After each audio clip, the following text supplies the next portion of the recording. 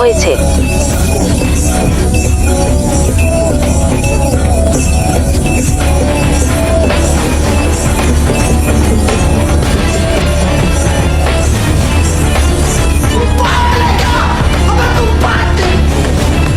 দৃষ্টি কি পাবে ওর স্বামী শিবমের সব প্রশ্নের উত্তর?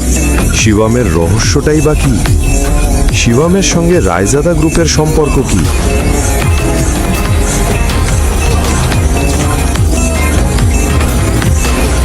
একটা একটা টাকার জন্য যিনি হাহাকার করতেন, সেই শিবম কিভাবে দেউলিয়া হয়ে যাওয়া নরং ইন্ডাস্ট্রিজকে আবার 500 কোটি টাকার সংস্থায় পরিণত করল?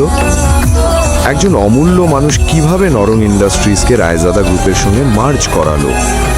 নরং ইন্ডাস্ট্রিজ দেউলিয়া হওয়ার পেছনে ঋষাবের কোনো ষড়যন্ত্র ছিল কি? এই যে সবকিছু এখনো ঘটলো তা একেবারে জাদুকরী স্বপ্নের মতো ছিল, কিন্তু একটা বিষয় আছে যা শিবম